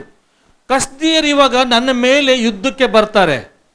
ಓಕೆ, ಈಗ ನಾನು ಇಲ್ಲಿದ್ದೀನಿ, ಇವ್ರು ನನ್ನ ಅಟ್ಯಾಕ್ ಮಾಡಕ್ಕೆ ರೆಡಿ ಆಗಿದ್ದಾರೆ. ಫರೋಹ ಅಂತ ಇನ್ನೊಬ್ಬರಿದ್ದಾನೆ. ಮತ್ತೆ ನೀವು ಮೋಶೆ ಕಾಲದ ಫರೋಹ ಅನ್ಬೇಡ್ರಿ, ಆಗಿನ ಕಾಲದಲ್ಲಿ ಐಗುಪ್ತ ದೇಶದ ಎಲ್ಲಾ ರಾಜರಿಗೆ ಫರೋಹನೇ ಅಂತ ಇದ್ರು. ಈಗ ಪೋಪ್ ಅಂತ ಹೆಂಗಂತಾರಮ್ಮ, ಬಿಷಪ್ ಅಂತ ಹೆಂಗಂತಾರೆ, ಕಾಮನ್ ನೌನ್ ಅದು. ಅದು ಎಲ್ಲರಿಗೆ ಬರುವಂಥದ್ದು. ಯಾವ ಪೊಸಿಷನ್ ಯಾರಿಗೆ ಬರ್ತಾರೋ ಅವ್ರನ್ನ ಫರೋಹ ಅಂತ ಕರಿತಾ ಇದ್ರು. ಈಗ ಫರೋಹ ಇದ್ದಾನೆ, ಅವನು ಇವಾಗ ಯುದ್ಧಕ್ಕೆ ಬರ್ತಾ ಇದ್ದಾನೆ. ಇವಾಗ ಕೇಳಿಸ್ಕೊಡ್ರಿ, ಈಗ ಯಹೂದವನ್ನ ಇವರು ಅಟ್ಯಾಕ್ ಮಾಡಬೇಕು ಅಂತಿದ್ದಾರೆ. ಈಗ ನನ್ನ ಪ್ರೊಟೆಕ್ಷನ್ಗೆ ಅವ್ರು ಬರ್ತಾ ಇದ್ದಾರೆ. ಯಾರು? ಫರೋಹನ ದೇಶದವ್ರು ಬರ್ತಾ ಇದ್ದಾರೆ. ಫರೋಹನ ಸೈನ್ಯದವ್ರು ಬರ್ತಾರೆ ಅಂತ ಗೊತ್ತಾಗಿ ಕಸ್ದೀರ್ ಏನ್ ಮಾಡ್ಬಿಟ್ಟು ದೂರ ಹೋಗ್ಬಿಟ್ರು. ಬೇಡ ಬಿಡಪ್ಪ, ಅವ್ರ ಸವಾಸನೆ ಬೇಡ, ಈ ಯಹೂದ ದೇಶ ಮೇಲೆ ಬ್ಯಾಡ್ ಬಿಡು ಅಂತೇಳಿ ಕಸ್ದೀರ್ ದೂರಕ್ಕೆ ಹೋಗ್ಬಿಟ್ರು. ಅವ್ರು ಏನ್ ಮಾಡಿದ್ರು, ಬಂದಂಗೆ ಬಂದು ವಾಪಸ್ ಹೋಗ್ಬಿಟ್ರು. ಅದೆಲ್ಲ ದೊಡ್ಡ ಕತೆ, ಅದನ್ನು ಶಾರ್ಟ್ ಮಾಡಿ ಹೇಳ್ತೀನಿ. ಯಾವಾಗ ಅವರು ವಾಪಸ್ ಹೋಗ್ತಾ ಇದಾರಲ್ಲ, ಇವ್ರು ಮತ್ತೆ ನನ್ನ ಅಟ್ಯಾಕ್ ಮಾಡಕ್ ಬಂದ್ರು. ನಾನು ಹೇಳಿದ್ ನಿಮ್ಗೆ ಅರ್ಥ ಆಗ್ತಾ ಇದೆಯಾ? ನಾನು ಬಲಹೀನ ಅನ್ಕೊಂಡು ಇವ್ರು ನನ್ನ ಅಟ್ಯಾಕ್ ಮಾಡಕ್ ಬರ್ತಾರೆ. ಮೇಘರಾಜ್ ಅಂದ್ರೆ ಕಸ್ದಿಯರು. ಈಗ ಅವರು ಫರೋಹನ ಸೈನ್ಯದವ್ರು ಏನಿದ್ದಾರೆ, ಅವರು ಕಸ್ದಿಯರ್ ರೆಡಿ ಆಗಿದಾರ, ನಾವು ಬರ್ತೀವಿ ತಡ್ರಿ ಅಂತ ಅವ್ರು ರೆಡಿಯಾಗಿ ಬರ್ತಾ ಇದ್ದಾರೆ. ಕೇಳಿಸ್ಕೊಂಡ್ಬಿಟ್ಟು ಇವರು, ಆ ದೊಡ್ಡ ಸೈನ್ಯ ನಮಗೆ ಬೇಕಾಗಿಲ್ಲ ಸಹವಾಸ ಅಂತ ನನ್ನ ಬಿಟ್ಬಿಟ್ಟು ಹೋಗ್ಬಿಟ್ರು ಅವರು. ಅರ್ಥ ಆಗ್ತಿದೆ ನಿಮಗೆ? ಇದು ಒಂದು ಸನ್ನಿವೇಶ. ಇವಾಗ ಯಹೂದ ದೇಶ ಸೇಫ್, ಹೌದಾ? ಈಗ ಫರೋಹನ್ ಭಯದಿಂದ ಇವ್ರು ದೂರ ಸರ್ಕೊಂಡ್ಬಿಟ್ರೆ ನಾನು ಸೇಫ್ ಆಗಿದ್ದೀನಿ ಇವಾಗ. ಅರ್ಥ ಆಗಿದೆ ನಿಮಗೆ? ಯಾಕಂದ್ರೆ ಇಲ್ಲಿ ಹೆಸರುಗಳು ಬಹಳ ತಾರುಮಾರಾಗ್ತವೆ, ಅದಕ್ಕೆ ಸಿಂಪಲ್ ಆಗಿ ಹೇಳ್ತಾ ಇದ್ದೀನಿ ನಿಮಗೆ. ಈಗ ನಾನು ಫುಲ್ ಹ್ಯಾಪಿ ಆಗಿದ್ದೀನಿ. ಈಗ ಯೆಹೋವ ದೇವರು ಇಲ್ಲಿ ಒಬ್ಬ ಪ್ರವಾದಿಯನ್ನು ಇಟ್ಟಿದ್ದಾನೆ, ವಾಕ್ಯವನ್ನು ಇಟ್ಟಿದ್ದಾನೆ. ಆತನ ಹೆಸರು ಯೆರೆಮೀಯ ಅಂತ. ಯಾರು? ಯೆರೆಮೀಯನಿಗೆ ದೇವರು ಹೇಳ್ತಾನೆ, ಕೆಲವು ವಿಷಯಗಳು ಮಾತಾಡಿದಾಗ ಯೆರೆಮೀಯ ಸೀದಾ ಹೋಗಿ, ಯಹೂದ ದೇಶದಲ್ಲಿ ಯೆರೆಮೀಯ ಸೀದಾ ಹೋಗಿ ಅಲ್ಲಿರುವಂತ ರಾಜನಿಗೆ ಹೇಳ್ತಾನೆ, ನಾನು ಯಾರು ಇವಾಗ? ಯಹೂದ ದೇಶ. ಇಲ್ಲಿ ಯಾರಿದ್ದಾರೆ? ಯೆರೆಮೀಯ ಇದ್ದಾನೆ, ಇಲ್ಲಿ ಒಬ್ಬ ರಾಜನಿದ್ದಾನೆ. ಈಗ ಕಸ್ದೀಯರು ದೂರ ಹೋಗ್ಬಿಟ್ಟಿದ್ದಾರೆ. ಫರೋಹನ್ ಬರ್ತೀನಿ ಅಂತ ಹೇಳಿದ್ರೆ ಇವ್ರು ವಾಪಸ್ ಹೋಗಿದ್ರೆ ಸುಮ್ಮನೆ ಆಗ್ಬಿಟ್ಟ. ಓಕೆ, ಅವ್ರು ಭಯಪಟ್ಟು ಹೋಗ್ಬಿಟ್ರೆ ಬಿಟ್ರಿ, ಮತ್ತೆ ಯಾಕೆ ಹೋಗ್ಬೇಕಂತ ಅವ್ರು ವಾಪಸ್ ಅಲ್ಲೇ ಇದ್ದಾರೆ ಅವರು. ಇವಾಗ ಈ ರಾಜನ ಹತ್ರ, ಇವಾಗ ಇವ್ರು ರಾಜ, ಯಹೂದ ದೇಶದ ರಾಜ ಮಲ್ಲಿ. ಈಗ ನಾನು ಪ್ರವಾದಿ ಅನ್ಕೊಳ್ರಿ. ಅವ ಎಷ್ಟು ಬಿಲ್ಡಪ್ ಅಲ್ಲ ಪ್ರವಾದಿ ಅಂದ್ರೆ. ಪ್ರಾಫೆಟ್ ಫ್ರಾನ್ಸಿಸ್ ಸ್ಯಾಮ್ಸನ್ ಹಾಕೋಬಹುದು. ಏನ್ ಗಣೇಶ ಸಿಟ್ಟಲ್ಲಿ ನಿನಗೆ? ಹೊಟ್ಟೆ ಕಿಚ್ಚ ಮತ್ತೆ ಪ್ರೈಸ್ ಹೇಳೋ. ಮತ್ತೆ ಈಗ ಪ್ರವಾದಿ ನಾನು ಈ ರಾಜನ ಹತ್ರ ಬರ್ತೀನಿ, ಬಂದು ರಾಜನಿಗೆ ಹೇಳ್ತೀನಿ, ರಾಜ ನೀನು ಆ ಕಸ್ದೀಯರಿಗೆ ನೀನು ಶರಣಾಗಬೇಕು. ರಾಜ ನೀನು ಅಂದ್ರೆ ಈ ದೇಶ, ಈ ಕಸ್ದೀಯರು ಯಾರು ಫರೋಹನಿಗೆ ಭಯಪಟ್ಟು ದೂರ ಹೋಗ್ಬಿಟ್ರಲ್ಲ, ನೀನು ಅವರಿಗೆ ಶರಣಾಗಬೇಕು, ಅವರಿಗೆ ನೀನು ದಾಸನಾಗಿ ಹೋಗ್ಬಿಡ್ಬೇಕು ಅಂತ ಯೆಹೋವ ದೇವರು ಹೇಳಿದಾನೆ ಅಂತ ಹೇಳ್ತಾನೆ. ಇದು ಕೇಳಿಸ್ಕೊಳ್ಳೋಕೆ ಜೋಕ್ ಇದ್ದಂಗೆ ಐತಾ? ಇಲ್ಲ. ಈಗ ನಾನು ಒಬ್ಬನೇ ಇದ್ದೆ, ಇವ್ರು ನನ್ನ ಅಟ್ಯಾಕ್ ಮಾಡಕ್ ಬಂದ್ರು, ನನಗೆ ಪ್ರೊಟೆಕ್ಷನ್ ಯಾರು ಬಂದ್ರು? ಫರೋಹ ಬಂದ. ಫರೋಹನ ಬೈಕಿ ದೇಶ ಹೋಗ್ಬಿಡ್ತು. ಫರೋಹ ಅಲ್ಲೇ ಸ್ಟಾಪ್ ಆಟ. ಓಕೆ ಎಲ್ಲ ಚೆನ್ನಾಗೈತೆ ಅಂತೇಳಿ ಇವಾಗ ನಾನು ಹ್ಯಾಪಿ ಆಗಿದ್ದೀನಿ. ನನಗೆ ಯಾರು ಪ್ರೊಟೆಕ್ಷನ್? ಫರೋಹ ಇದ್ದಾನೆ ಇವಾಗ ಲೋಕ ರೀತಿಯಲ್ಲಿ. ಆದ್ರೆ ದೇವ್ರು ಏನ್ ಹೇಳ್ತಾನೆ ಯೆರೆಮೀಯನಿಗೆ, ಹೋಗಿ ಹೇಳು ರಾಜನಿಗೆ, ನೀನು ಹೋಗಿ ಅವನಿಗೆ ಶರಣ ಆಗು. ಲೋಕ ರೀತಿಯಲ್ಲಿ ಹುಚ್ಚು ಮಾತಿದು. ಲೋಕ ರೀತಿಯಲ್ಲಿ ದೇವರೇ ನನಗೆ ಜಯ ಕೊಟ್ಟಾಗ ನಾನು ಯಾಕೆ ಮತ್ತೆ ಹೋಗಿ ವೈರಿಗೆ ಶರಣ ಆಗ್ಬೇಕು? ಹೌದಾ ಇಲ್ಲ? ಅರ್ಥ ಆಗ್ತಿದೆಯಾ ಅಮ್ಮ ಹೇಳಿದ್ ನಿಮಗೆ? ರಾಜ ಅಂತಾನೆ ಏನ್ ಮಾತಾಡ್ತಾ ಇದ್ದೀನಿ ನೀನು? ಆ ಫರೋಹನ ಏಟಿಗೆ ಕಸ್ದೀಯರು ವಾಪಸ್ ಹೋಗ್ಬಿಟ್ಟಾರೆ ಭಯಪಟ್ಟು. ನಾನು ಯಾಕೆ ಶರಣ ಆಗ್ಬೇಕು ಇವಾಗ? ಅಯ್ಯ, ನೀನು ಶರಣಾಗ್ಬೇಕಂತೆ. ನೀನು ಶರಣಾಗ್ಲಿಲ್ಲ ಅಂದ್ರೆ ನೀನು ಸತ್ತೋಗ್ತೀಯ, ನಿನ್ನ ಮಕ್ಕಳು ಕಣ್ಣೆದುರಿಗೆ ಸತ್ತೋಗ್ತಾರೆ, ನಿನ್ನ ದೇಶಕ್ಕೆ ಬೆಂಕಿ ಹಚ್ತಾರೆ, ಅದು ಬೂದಿ ಆಗುತ್ತೆ, ಹುಷಾರಾಗಿರು ಅಂತ ಮತ್ತೆ ಪ್ರವಾದಿ ಹೋಗಿ ಹೇಳ್ತಾನೆ ಅರಸನಿಗೆ. ಅರಸ ಅಂತಾನೆ, ಮೂರ್ಖ, ನಾನೇನು ಮೂರ್ಖ ಅನ್ಕಂಡಿಯಾ? ನಿನ್ನ ಮಾತು ಕೇಳಿಸ್ಕೊಂಡು ಹೋಗಿ ಹೇಳಕ್ಕೆ ನಾನು ಹೋಗೋದಿಲ್ಲ ಅಷ್ಟೇ. ಸುಮ್ಮನೆ ಆಗ್ಬಿಟ್ಟಾಯ್ತ. ಸುಮ್ಮನಾಗಿ ಅದೆಲ್ಲ ದೊಡ್ಡ ಕಥೆ ಇದೆ ನಿಮಗೆ, ಅವೆಲ್ಲ ಮನೆಗೆ ಹೋಗಿ ಓದ್ಕೊಡಿ. ಒಂದು 10-15 ವಚನಗಳಿದಾವೆ. ಅದಾದ್ಮೇಲೆ ಸ್ವಲ್ಪ ಸಮಯ ಆದ್ಮೇಲೆ ಈ ಮತ್ತೆ ಕಸ್ದೀಯರು ಶುರು ಮಾಡಿದ್ರು ಬರಕ್ಕೆ. ಆವಾಗ ಈ ರಾಜ ಏನ್ ಮಾಡ್ತಾನೆ, ಮತ್ತೆ ಪ್ರವಾದಿನ ಕರೀತಾನೆ. ಫಸ್ಟ್ ದೇವ್ರು ಏನಂತ ಹೇಳಿದ್ರು ಅವನಿಗೆ? ಕಸ್ದೀಯರಿಗೆ ಶರಣಾಗು. ಆ ಮಾತಿಗೆ ಸ್ವರಕ್ಕೆ ವಿಧೇಯ. ಯಾಕೆ? ಆ ಟೈಮಲ್ಲಿ ಆ ಮಾತು, ದೇವರಿಂದ ಬಂದಂತ ಮಾತು ಅವನಿಗೆ ಹುಚ್ಚು ಮಾತಾಗಿ ಕಾಣಿಸ್ತು. ಅದಕ್ಕೆ ಪತ್ರಿಕೆಗಳಲ್ಲಿ ಬರೀತಾನೆ ಪೌಲನು ತಿಮೋಥೆಯನ್ನು ಬರೆಯುವಾಗ, ಈ ಶಿಲುಬೆಯ ಮಾತು ಈ ಲೋಕದಲ್ಲಿರುವವರಿಗೆ, ನಾಶನದ ಮಾರ್ಗದಲ್ಲಿರುವವರಿಗೆ ಹುಚ್ಚು ಮಾತಾಗಿದೆ. ನಾಶನದ ಮಾರ್ಗದಲ್ಲಿರುವವರಿಗೆ ಎಂತ ಮಾತು? ಹುಚ್ಚು ಮಾತು, ಶಿಲುಬೆ ಮಾತು. ಶಿಲುಬೆ ಅಂದ್ರೆ ಏನು? ರಕ್ಷಣೆ, ದೇವರ ಪ್ರೀತಿ. ಅದು ಈ ಲೋಕಕ್ಕೆ ಅಥವಾ ನಾಶನದಲ್ಲಿ ಇರುವಂತ, ನಾಶನದ ಮಾರ್ಗದಲ್ಲಿರುವವರಿಗೆ ಅದು ಹುಚ್ಚು ಮಾತು. ಆದರೆ ನಂಬುವವರಿಗೆ, ರಕ್ಷಣೆ ಮಾರ್ಗದಲ್ಲಿರುವವರಿಗೆ ಅದು ದೇವರ ಶಕ್ತಿಯಾಗಿದೆ. ಇಲ್ಲಿ ದೇವರು ಹೇಳ್ದ, ನಿನಗೇನೋ ಹಂಗೆ ಅನಿಸ್ತಾ ಐತೆ ಫರೋಹನ ಬೈಕೊಂಡು ಹೋಗಿದ್ದಾನಂತೇಳಿ, ಫಸ್ಟ್ ನೀನು ಶರಣಾಗ್ಬಿಡು. ಯಾಕೆ ಗೊತ್ತಾ? ಅಲ್ಲಿ ಆಗ್ಲೇ ಯೆರೆಮೀಯನ ಮುಖಾಂತರ, ಅಲ್ಲಿ ಬಾರೂಕ ಅಂತ ಒಬ್ಬ ಪ್ರವಾದಿ ಇರ್ತಾನೆ, ಅದು ಬೇರೆ ಬೇರೆ ಆಗಿದೆ. ಅಲ್ಲಿ ಯೆಹೋವನು ಹೇಳಿದಂತ ಮಾತುಗಳನ್ನ ಬಾರೂಕ ಸುರುಳಿಯಲ್ಲಿ ಬರೆಸಿರ್ತಾನೆ. ಅದನ್ನ ರಾಜ ಸುಟ್ಟಾಕ್ಬಿಟ್ಟಿರ್ತಾನೆ. ಆ ಮಾತನ್ನ ಆ ಸುರುಳಿ ಸುಟ್ಟಾಕ್ಬಿಟ್ಟಿದ್ರೆ ಮತ್ತೆ ದೇವರು ಬರೆಸಿರ್ತಾನೆ. ಅದು ಹಿಂದಿನ ಅಧ್ಯಾಯದಲ್ಲಿ ಐತದು. ಅಂದ್ರೆ ಅವ್ರು ದೇವರಿಗೆ ಅವಿಶ್ವಾಸಿಗಳು, ದೇವರಿಗೆ ವಿಧೇಯರಾಗಿ ಇಲ್ಲದಂತಹ ಜನರು, ಯಹೂದ ದೇಶ ಆದರೂ ಸಹ ಆ ರಾಜನ ಹಿಂದಿನ ಬ್ಯಾಕ್ಗ್ರೌಂಡ್ ಏನೈತೆ, ಅವನು ದೇವರಿಗೆ ಅವಿಧೇಯನಾದವನು. ಈಗ ದೇವ್ರ ಹತ್ರ ಕೇಳ್ತಾನೆ. ಅಲ್ಲಿ ಯಾವಾಗ ಯುದ್ಧಕ್ಕೆ ಬಂದುಕೊಳ್ಳೆ ಮತ್ತೆ ದೇವ್ರನ್ನ ಕೇಳ್ತಾನ. ಯಾರು? ರಾಜ. ಮೊದಲೇನಂದ? ನಾನು ಸರೆಂಡರ್ ಆಗೋದಿಲ್ಲ, ನಾನು ಕಸ್ದೀರ್ ಹತ್ರ ನನಗೆ ಶರಣಾಗೋದಿಲ್ಲ, ಗುಲಾಮಗಿರಿಗೆ ಹೋಗೋದಿಲ್ಲ, ಇಂಪಾಸಿಬಲ್ ಅಂತ ಹೇಳ್ಬಿಟ್ಟ.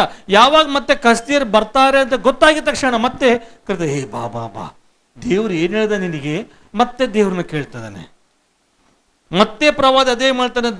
ರಾಜ, ಭೂಮಿ ಆಕಾಶ ನಿರ್ಮಿಸಿದಂತ ದೇವ್ರು ಇದೇ ಮಾತು ಹೇಳ್ತದಾನೆ, ನೀನು ಫಸ್ಟ್ ಹೋಗಿ ಅವರಿಗೆ ಶರಣಾಗಬೇಕು, ಇಲ್ಲವಾದರೆ ನಿನ್ನ ಮಕ್ಕಳನ್ನ ಸಾಯಿಸ್ತಾನೆ, ನಿನ್ನನ್ನು ವಿಚಿತ್ರವಾಗಿ ಕೊಲ್ತಾನೆ, ನಿನ್ನ ಇಡೀ ದೇಶವನ್ನ ಬೆಂಕಿ ಇಡ್ತಾನೆ ಅಂತ ರಾಜಕ್ಕೆ ಸಿಟ್ಟು ಬಂದ್ಬಿಡ್ತು.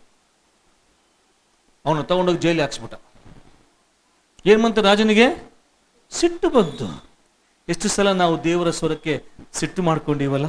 ಯಾರಾದರೂ ವಾಕ್ಯದ ಮೂಲಕ ನಮ್ಮನ್ನ ಗದರಿಸುವಾಗ, ಅಪ್ಪಿ ಹಂಗ್ ಮಾಡಬಾರ್ದು, ನೀನ್ ಏನ್ ಮಾಡ್ತಾ ಇದೀಯ ತಪ್ಪು, ನಿನ್ನ ಸಂಪಾದನೆ ಇದು ಒಳ್ಳೆಯದಲ್ಲ, ನಿನ್ನ ವರ್ತನೆ ಒಳ್ಳೆಯದಲ್ಲ, ನಿನ್ನ ಆಲೋಚನೆ ಒಳ್ಳೆಯದಲ್ಲ, ಇದನ್ನೇ ಮಾಡು, ನಿನಗೆ ಗೊತ್ತಿರೋ ಈಗ ಏನೋ ನೋಡೋಕ್ ಪರಿಸ್ಥಿತಿ ಹಿಂಗಿದೆ, ಮುಂದೆ ಹಿಂಗಿರಲ್ಲ, ನಾನು ಪ್ರಾರ್ಥನೆ ಮಾಡಿ ಪಪ್ಪ ನಿಮ್ದೇನ್. ಎಷ್ಟು ಸಲ ನಾವು ಹತ್ರ ಬಿಹೇವ್ ಮಾಡಿಲ್ಲ? ಎಷ್ಟೋ ಸಲ ದೇವರ ಸೇವಕರು ನಿಮ್ಮನ್ನ ವಾರ್ನ್ ಮಾಡಿರ್ತಾರೆ, ಎಚ್ಚರಿಸಿರ್ತಾರೆ, ಗದರಿಸಿರ್ತಾರೆ, ಸಲಹೆ ಕೊಟ್ಟಿರ್ತಾರೆ, ಸೂಚನೆ ಕೊಟ್ಟಿರ್ತಾರೆ. ಅವೆಲ್ಲವನ್ನ ನಾವು ಕಿವಿ ಮೇಲೆ ಕೂಡ ಹಾಕೊಳ್ಳಂಗಿಲ್ಲ. ಯಾಕೆ? ಪರಿಸ್ಥಿತಿ ಬೇರೆ ಇರ್ತದೆ, ನಾವು ಅದನ್ನ ನೋಡಿ ಹಂಗೆ ಮುಂದೆ ಹೋಗ್ತಾ ಇರ್ತೀವಿ ನಾವು. ಮತ್ತೆ ಯಾವಾಗ ಕಷ್ಟ ಬಂದಾಗ ಮತ್ತೆ ದೇವರ ಸೇವಕರ ಕರೆದು, ದೇವರು ನಿನಗೆ ಏನಂತ ಹೇಳಿದ? ದೇವರ ಸ್ವರ ಅಷ್ಟೇ. ಭೂಮಿ ಆಕಾಶಗಳು ಅಳಿದು ಹೋಗಬಹುದು, ನನ್ನ ಶಾಶ್ವತವಾಗಿ ನಿರು. ಒಂದು ಗುಡುಸಾದರೂ ಒಂದು ಸೊನ್ನೆ ಆದರೂ ಅಳಿದು ಹೋಗದು. ಒಂದು ಗುಡುಸು, ಒಂದು ಸೊನ್ನೆ, ಕೊಂಬು, ದೀರ್ಘ ಏನು ಚೇಂಜ್ ಆಗಲ್ಲ. ದೇವರು ಏನಿರ್ತ ಅದನ್ನೇ ಮತ್ತೆ ಯೆರೆಮೀಯ ಬಂದಿರ್ತಾನೆ, ರಾಜ ನಾನು ಹೇಳ್ತಾ ಇದ್ದೀನಿ ಶರಣಾಗು, ಇಲ್ಲಂದ್ರೆ ನೀನು ಸಾಯ್ತಿ, ನಿನ್ನಲ್ಲಿರ್ತಕ್ಕಂಥ ಎಲ್ಲ ಜನರು ಸಾಯ್ತಾರೆ, ನಿನ್ನ ಇಡೀ ದೇಶವನ್ನು ಬೆಂಕಿಚ್ಚಿ ಹಾಳು ಮಾಡ್ತಾರೆ, ಅದಕ್ಕೆ ನೀನು ಕಾರಣ ಆಗ್ತಿ ಅಂತ ಹೇಳ್ತಾನೆ. ಸಿಟ್ಟು ಬಂತು ರಾಜನಿಗೆ. ದೇವರ ಮೇಲೆ ಸಿಟ್ಟು ಮಾಡಿಕೊಳ್ಳುವಂತ ಮೂರ್ಖತನ ನಮ್ಮ ಜೀವನವನ್ನು ಹಾಳು ಮಾಡ್ತದೆ. ಯಾವಾಗ ನೀನು ಒಳ್ಳೆ ಬಹಳ ಪ್ರಾಮುಖ್ಯವಾದಂಥ ತೀರ್ಮಾನ ತಕ್ಕೊಳ್ಳುವಾಗ, ಪ್ರಾಮುಖ್ಯವಾದಂಥ ತೀರ್ಮಾನ, ನಿನ್ನ ಲೈಫ್ ಟರ್ನ್ ಆಗುವಂಥ ತೀರ್ಮಾನ ತಕ್ಕೊಳ್ಳುವಾಗ, ವ್ಯಾಪಾರ ಯಾವುದೇ ಆಗಿರಲಿ, ದೇವರು ಏನು ಹೇಳ್ತಾನೋ ಅದನ್ನ ಹಂಗೆ ಮಾಡಬೇಕು. ಆ ಪರಿಸ್ಥಿತಿ ನೋಡಕ್ ಹೋಗ್ಬೇಡ. ಪರಿಸ್ಥಿತಿ ನೋಡಿದ್ರೆ ಮುಳುಗಿ ಹೋಗ್ತೀವಿ ಅಷ್ಟೇ. ಪರಿಸ್ಥಿತಿ ಆ ಟೈಮಿಗೆ ನಮಗೆ ಬಹಳ ಪ್ರಾಮಿಸಿಂಗ್ ಆಗಿರ್ತದೆ, ಬಹಳ ನಮಗೆ ಸ್ಟ್ರೆಂತ್ ಕೊಡಂಗಿರುತ್ತೆ, ಆದರೆ ಎಲ್ಲ ಉಲ್ಟಾ ಪುಲ್ಟಾ ಆಗ್ಬಿಡ್ತವೆ. ದೇವರ ಸ್ವರ ಅದನ್ನೇ ಹೇಳಿದ ಯೆರೆಮೀಯ. ಅವನಿಗೆ ಸಿಟ್ಟು ಬಂತು, ಅವನನ್ನು ಸೆರೆಮನೆಯಲ್ಲಿ ಹಾಕ್ಬಿಟ್ಟ. ಎಂತ ಒಂದು ಘೋರ! ದೇವರ ಸ್ವರವನ್ನೇ ಬಂಧಿಸುವಂತ ಮೂರ್ಖತನ ಈ ರಾಜನಿಗೆ. ಸ್ವಲ್ಪ ಮುಂದೆ ಹೋದ್ರೆ ನೆಕ್ಸ್ಟ್ ಅಧ್ಯಾಯದಿಲ್ಲ, ಮನೆಗೆ ಓದ್ಕೊಳ್ಳಿ, 10:30 ಆಗ್ತಾ ಬಂತ ಆಗ್ಲೇ. ಸ್ವಲ್ಪ ಮುಂದೆ ಹೋದ್ರೆ ಮತ್ತೆ ಕಸ್ದಿಯರು ಬರ್ತಾರೆ, ಯುದ್ಧ ಮಾಡ್ತಾರೆ. ಯುದ್ಧ ಮಾಡಿ ರಾಜನನ್ನ ಬಂಧಿಸಿ ತಕೊಂಡು ಹೋಗ್ತಾರೆ. ಅವನ ಕಣ್ಣು ಮುಂದೆ, ಅವನ ಕಣ್ಣು ಯಹೂದ ದೇಶದ ಯೆಹೋವ ದೇವರನ್ನು ಆರಾಧಿಸುವಂತಹ ದೇಶ, ಬಿಲೀವರ್ಸ್ ಅಂತ ನಾವು ಹೇಳ್ತೀವಲ್ಲ, ಆ ದೇಶದ ರಾಜನನ್ನ ಬಂದಿಯಾಗಿ ತಕ್ಕೊಂಡು ಹೋಗಿ ಅವನ ಕಣ್ಣು ಮುಂದೆಯೇ ಅವನ ಮಕ್ಕಳನ್ನೆಲ್ಲ ಸಾಯಿಸ್ತಾರೆ. ಅವನ ಮಂತ್ರಿ ಮಂಡಲದಲ್ಲಿ ಬಹಳ ನೋಬಲ್ ಮೆನ್ ಅಂತಿರ್ತಾರೆ, ಬಹಳ ಗಣ್ಯ ವ್ಯಕ್ತಿಗಳು, ರಾಜನಿಗೆ ಬಹಳ ಬೇಕಾದಂತ ಅವರೆಲ್ಲರನ್ನ ರಾಜನ ಮುಂದೆನೇ ಸಾಯಿಸ್ತಾರೆ. ಅದಾದ ಮೇಲೆ ರಾಜನ 2 ಕಣ್ಣುಗಳು ಕಿತ್ತುತ್ತಾರೆ. ಆ ಟೈಮಲ್ಲಿ ಯಾವಾಗ ಫರೋಹನ ಭಯದಿಂದ ಕಸ್ದೀರು ಓಡಿ ಹೋಗಿದ್ರು, ಅವಾಗಲೇ ಒಂದು ದೇವರ ಸ್ವರಕ್ಕೆ ವಿಧೇಯನಾಗಿ ಹೋಗಿ ಶರಣಾಗಿದ್ರೆ ಎಷ್ಟಿಷ್ಟು ಚೆನ್ನಾಗಿರ್ತಿತ್ತು. ದೇವ್ರು ಹೇಳ್ತಾನೆ, ದೇವ್ರು ಅವಾಗೇ ಹೇಳ್ತಾನೆ, ನೀನು ಮಾಡಿದಂಥ ಮೂರ್ಖತನಕ್ಕೋಸ್ಕರ ನಾನು ನಿನ್ನ ಗುಲಾಮನಾಗಿ ಮಾಡ್ತೀನಿ, ಆಮೇಲೆ ನಾನೇ ಬಿಡಿಸ್ತೀನಿ ನಿನ್ನನ್ನು. ನಾನು ಹೇಳಿದಂಥ ಮಾತುಗಳು ನೀನು ಸುಟ್ಟು ಹಾಕಿದೀಯಾ, ಅವಿಧೇಯನಾಗಿದೆಯಾ, ನಾನು ನಿನ್ನ ಬಿಡಿಸ್ತೀನಿ. ಈಗ ನೀನು ಗುಲಾಮನಾಗಬೇಕು, ಸ್ವಲ್ಪ ಕಾಲ ನೀನು ಅದ್ರಲ್ಲಿ ಮುಖಾಂತರ ಹೋಗಬೇಕು ಅಂತ ಹೇಳಿದ್ರೆ, ಇಂಪಾಸಿಬಲ್, ನನಗೆ ಫರೋಹ ಇದ್ದಾನೆ, ನಾನು ಯಾಕೆ ಹೋಗಿ ಅಲ್ಲಿ ಗುಲಾಮ ಆಗಲಿ. ದೇವರ ಸ್ವರವನ್ನು ಕಡೆಗಣಿಸಿದ. ಎಷ್ಟರ ಮಟ್ಟಿಗೆ ಅಂದರೆ ದೇವರ ಸೇವಕನನ್ನ ಬಂಧಿಸಿ ಕೊನೆಗೆ ಇನ್ನ ಬೇರೆ ಜನರು ಸೇರ್ಕೊಂಡು ಏನು ಮಾಡಿದ್ರು, ಆ ಯೆರೆಮೀಯನನ್ನ ಒಂದು ಬಾವಿ ಒಳಗೆ, ಸಿಸ್ಟರ್ನ್ ಅಂತ ಹೇಳ್ತಾರೆ, ಸಿಸ್ಟರ್ ಅಂದರೆ ಬಹಳ ಆಳವಾದಂಥ ಬಾವಿಯಲ್ಲಿ ಇಳಿಸಿಬಿಟ್ಟು ಅವನಿಗೆ ರೊಟ್ಟಿ ಇಲ್ಲ, ನೀರಿಲ್ಲ, ಬೆಳಕಿಲ್ಲ, ಅಲ್ಲೇ ಸಾಯ್ಬೇಕು ಅಂತ ಹಾಕ್ಬಿಡ್ತಾರೆ. ಎಲ್ಲ ಚೆನ್ನಾಗಿದ್ದಾಗ ರಾಜನಿಗೆ ಜ್ಞಾನ ಕೊಟ್ಟಂಥ ವ್ಯಕ್ತಿಗಳು. ರಾಜ ಏನು ಮಾಡಿದ್ದ ಗೊತ್ತಾ, ಏನು ಮಾಡ್ತಾರೆ, ಮಾಡಿಬಿಡ್ರಿ ಅಂತ ಹೇಳ್ಬಿಟ್ಟಿದ್ದ. ಇನ್ನೊಂದು ಮಾತು ನಾನು ಮರ್ತೋದೆ, ರಾಜನನ್ನ ಹಿಡಿಯೋಕ್ಕಿಂತ ಮುಂಚೆ ಯಾವಾಗ ಕಸ್ದೀಯರು ಇನ್ನೇನು ಆಕ್ರಮಣ ಮಾಡ್ತಾ ಇರುವಾಗ ಗುಪ್ತವಾಗಿ ರಾಜ ಯೆರೆಮೀಯನನ್ನ ಕರೆಸ್ಕೊಂತಾನೆ. ಹೆಂಗ್ ಕರೆಸ್ಕೊಂತಾನಮ್ಮ? ಗುಪ್ತವಾಗಿ, ಸೀಕ್ರೆಟ್ ಆಗಿ ಕರೆಸ್ಕೊಂಡು ಯೆರೆಮೀಯ, ನನಗೆ ನಿಜವಾಗಲೂ ನೀನು ಸುಳ್ಳು ಹೇಳ್ಬೇಡ, ನಿಜ ಹೇಳು, ದೇವರು ನಮಗೋಸ್ಕರ ಏನ್ ಮಾತಾಡಿದ್ದಾನೆ. ಯಾಕೆ ಅವನಿಗೆ ಪ್ರಾರ್ಥನೆ ಮಾಡಕ್ ಬರೋದಿಲ್ವಾ? ನೀವು ಟರ್ನಿಂಗ್ ಪಾಯಿಂಟ್ ಅಲ್ಲಿ ಇದ್ದಾಗ, ಡಿಸಿಷನ್ಸ್ ತಗೊಳ್ಳುವಾಗ ಪ್ರಾರ್ಥನೆ ಮಾಡಕ್ಕೆ ಬುದ್ಧಿ ಇಲ್ವಾ ನಿನಗೆ? ಯೇಸು ಸ್ವಾಮಿ ಅವ್ರಿಗೆ ಮಾತ್ರ ಪ್ರಾಣ ಕೊಟ್ಟಿದ್ದು, ನಿನಗೋಸ್ಕರ ಪ್ರಾಣ ಕೊಟ್ಟಿಲ್ವಾ?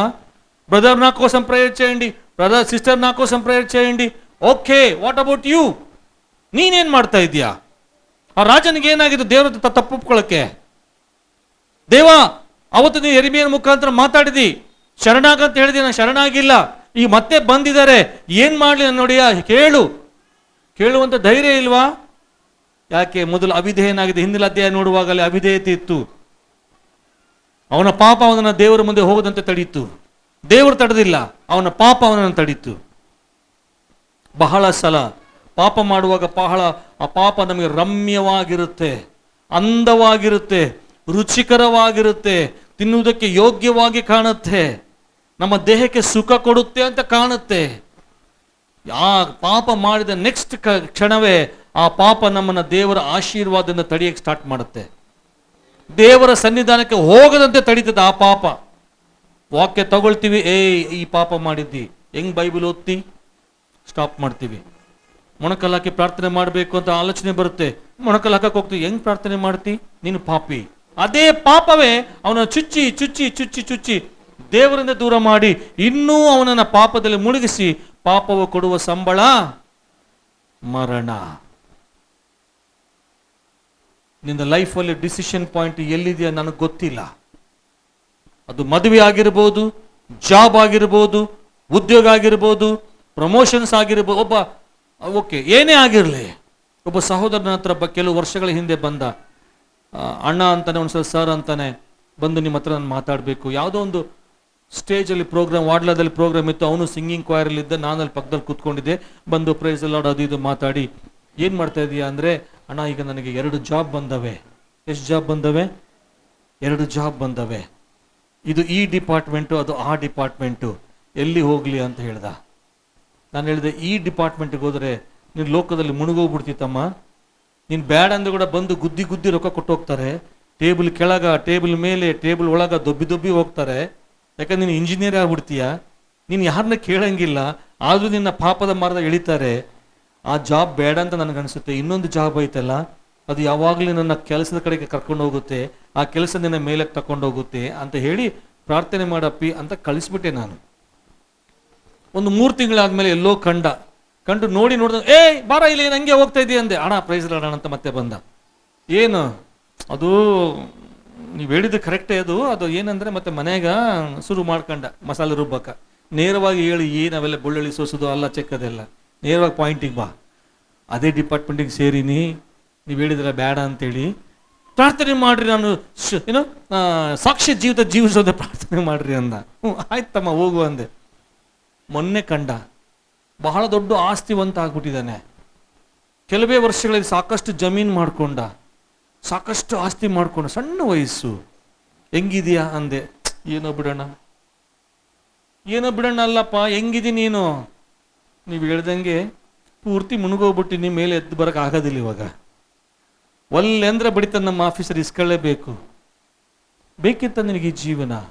ಪಾಪ ನಿನ್ನ ಹಿಡ್ಕೊಂಡು ಬಿಡ್ತತೆ, ಆಳವಾಗಿ ತಕ್ಕೊಂಡು ಹೋಗಿ ಮತ್ತೆ ಮೇಲಕ್ಕೆ ಬರಲಾರ್ದಂತ ಜಾಗಕ್ಕೆ ತಗೊಂಡು ಹೋಗ್ಬಿಡುತ್ತೆ. ಎಚ್ಚರಿಕೆ ಆಗಿರ್ಬೇಕು ನಾವು.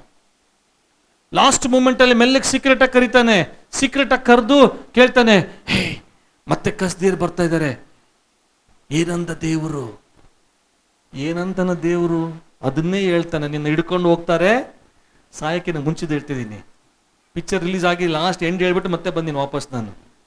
ಹೆಂಗೆ ನಮ್ದು ಪೀಕ್ಲಾಟ. ವಯಸ್ಸಾದ್ಮೇಲೆ ಹಿಂಗೆ ಮಲ್ಲಿ ನಗಬೇಡ ನೀನು. ರಾಜ ಇವಾಗಲೂ ಟೈಮ್ ಐತೆ, ನಿನ್ನ ಹಿಡ್ಕೊಂಡು ಹೋಗ್ತಾರೆ, ನಿನ್ನ ಮಕ್ಕಳನ್ನ ಸಾಯಿಸ್ತಾರೆ, ನಿನ್ನ ಕೂಡ ಸಾಯಿಸ್ತಾರೆ, ನಿನ್ನ ಇಡೀ ದೇಶ ಬೆಂಕಿ ಹಚ್ತಾರೆ. ಅಂದ್ರೆ ಹೌದಾ, ಈ ವಿಷಯ ಯಾರಿಗೆ ಹೇಳ್ಬೇಡ, ನಮ್ಮ ಮಿಲಿಟರಿ ಆಫೀಸರ್ಸಿಗೆ ಮಾತ್ರ ಹೇಳಕ್ಕೆ ಹೋಗ್ಬೇಡ. ಹೇಳ್ಬಿಟ್ರೆ ಅವ್ರು ನನ್ನ ಇವಾಗಲೇ ಸಾಯಿಸಿಬಿಡ್ತಾರೆ. ಬಲಹೀನತೆಯಲ್ಲಿ ಸಿಕ್ಕಾಕೋಬಿಟ್ಟ. ಮೊದಲೇ ದೇವ್ರ ಸ್ವರಕ್ಕೆ ವಿಧೇಯನಾಗಿ ಎಲ್ಲ ಸರೆಂಡರ್ ಆಗೋಣ ಬರ್ರಿ ಅಂತ ಹೇಳ್ಬಿಟ್ಟಿದ್ದು ಎಲ್ಲ ಮಿಲಿಟರಿ ಆಫೀಸರ್ಸ್ ಅವನ ಜೊತೆ ಬಂದ್ಬಿಡ್ತಿದ್ರು. ಆವಾಗ ಅವಿಧೇಯನಾದ, ಸ್ವಲ್ಪ ಸಮಯ ಸಂಭ್ರಮ ಉರಿದಾಡ್ಬಿಟ್ಟ. ಇವಾಗ ಏನ್ ಹೇಳ್ತದಾನೆ? ಯಾರಿಗೆ ಹೇಳ್ಬೇಡ ಈ ವಿಷಯವನ್ನ, ನನಗೆ ನಿನಗೆ ಇಬ್ಬರಿಗೆ ಗೊತ್ತಿರ್ಬೇಕಷ್ಟೇ. ದಯಮಾಡಿ ಯೆರೆಮೀಯ ಯಾರಿಗೆ ಹೇಳ್ಬೇಡ, ನಾನು ನಿನ್ನ ಬೇಸ್ ನೋಡ್ಕೊಂತೀನಿ.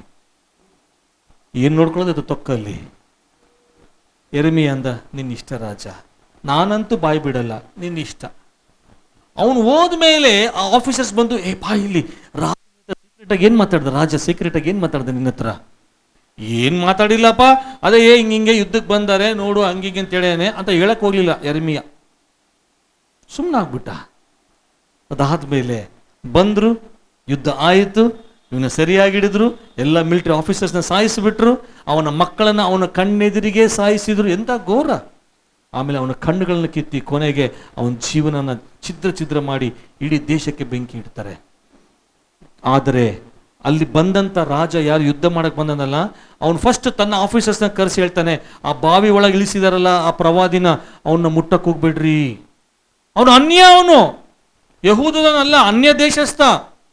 ಅವನು ಹೇಳ್ತಾನೆ, ಬೇಗ ಬರ್ರಿ, ನೀವು ಆ ದೇಶ ಕೊಳ್ಳೆ ಹೊಡೆದು ಎಲ್ಲ ಜಗಳ ಮಾಡ್ತೀವಿ, ಯುದ್ಧ ಮಾಡಿ ಬೆಂಕಿ ಇಡ್ತಿರಲ್ಲ, ಅಲ್ಲಿ ಯೆರೆಮೀಯ ಅಂತ ಇದ್ದಾನೆ, ಅವನಿಗೆ ಏನು ಕಡಿಮೆ ಆಗಬಾರ್ದು.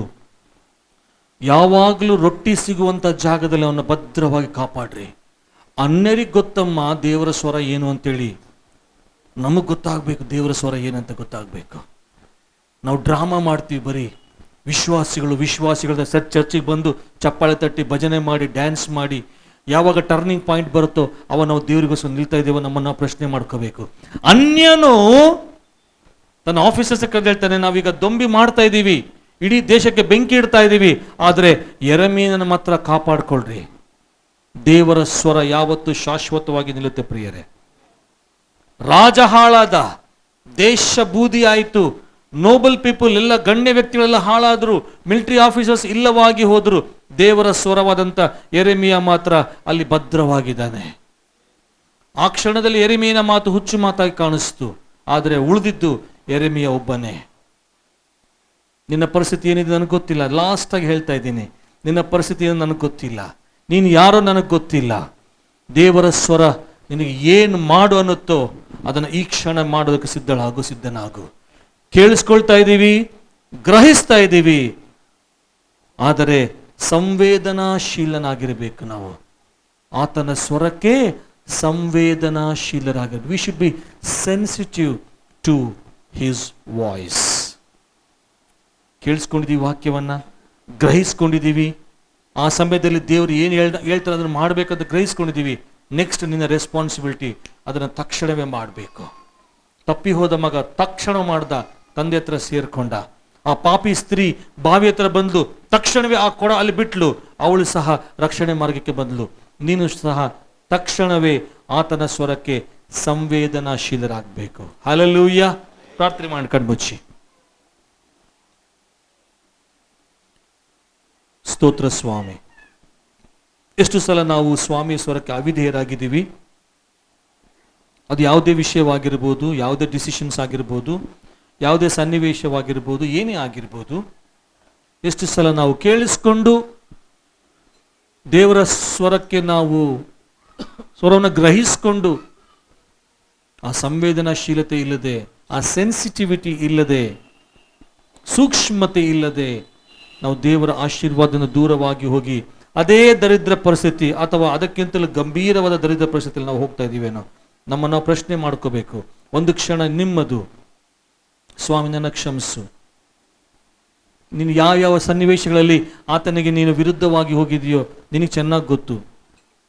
ಆತನು ಹೇಳಿದ್ದನ್ನು ಮಾಡಲಾರದೆ ಕೈ ಸುಟ್ಕೊಂಡಂಥ ಪರಿಸ್ಥಿತಿ ನಿನಗೆ ಮಾತ್ರ ಚೆನ್ನಾಗಿ ಗೊತ್ತು. ಆ ಕ್ಷಣದಲ್ಲಿ ಅದು ಮಾಡಿದ್ರೆ ಚೆನ್ನಾಗಿರ್ತಿತ್ತು. ಆದರೆ ನಿನ್ನ ಪರಿಸ್ಥಿತಿ ನೋಡ್ಬಿಟ್ಟು ತಪ್ಪು ಅಂತೇಳಿ ನಿನ್ನ ಮನಸ್ಸು ಒಪ್ಪಲಾರದೆ ಇನ್ನೂ ದರಿದ್ರ ಪರಿಸ್ಥಿತಿಗೆ ಹೋಗ್ಬಿಟ್ಟಿಯಾ. ದೇವ್ರ ಮುಂದೆ ತಪ್ಪೊಪ್ಕೋ, ಮೊಣಕಾಲೂರು, ಕಣ್ಣೀರು ಸುರಿಸು. ಅಯ್ಯ, ಇನ್ನೂ ಒಂದು ಚಾನ್ಸ್ ಕೊಡ್ತಾ ಇದ್ದೀವಿ ಸ್ವಾಮಿ, ಸ್ತೋತ್ರ. ಈ ದರಿದ್ರ ಪರಿಸ್ಥಿತಿಯಲ್ಲಿ ನಾನು ಇನ್ನೂ ಪೂರ್ತಿಯಾಗಿ ಆಳಕ್ಕೆ ಹೋಗಿ ಹಾಳಾಗದಂತೆ ಸ್ವಾಮಿ ಮೇಲೆ ಬಂದು ನಿನ್ನಲ್ಲಿ ತಪ್ಪೊಪ್ಕೊಂಡು ಸ್ವಾಮಿ ಆತ ಹೇಳ್ತಾನೆ, ನನ್ನಲ್ಲಿ ಬಂದು ಬರುವವರೆಂದಿಗೂ ನಾನು ತಳ್ಳಿ ಬಿಡುವುದಿಲ್ಲ. ಬಹಳ ತಾಳ್ಮೆ ಇದೆ ನಮ್ಮ ದೇವರಿಗೆ. ಆ ತಾಳ್ಮೆಯುಳ್ಳ ದೇವರ ಹತ್ರ ಬಂದು, ಸ್ವಾಮಿ ನಿನ್ನ ಸ್ವರಕ್ಕೆ ನಾನು ಸಂವೇದನಾಶೀಲನಾಗ್ತೇವೆ. I'll be sensitive to your voice, Lord. I will follow what you say. I'll obey your voice. ಆ ಕ್ಷಣದಲ್ಲಿ ಮೂರ್ಖತನ ಆದರೂ ಪರವಾಗಿಲ್ಲ. ಈ ಲೋಕದ ರೀತಿಯಲ್ಲಿ ನಾವು ಹುಚ್ಚರಾಗಿರಬಹುದು. ದೇವರ ದೃಷ್ಟಿಯಲ್ಲಿ ನಾವು ಬಹಳ ಬಹಳ ಶ್ರೇಷ್ಠರು. ರಕ್ಷಣೆ ಮಾರ್ಗದಲ್ಲಿರುವವರಿಗಾದರೂ ಅದು ದೇವರ ಶಕ್ತಿಯಾಗಿದೆ.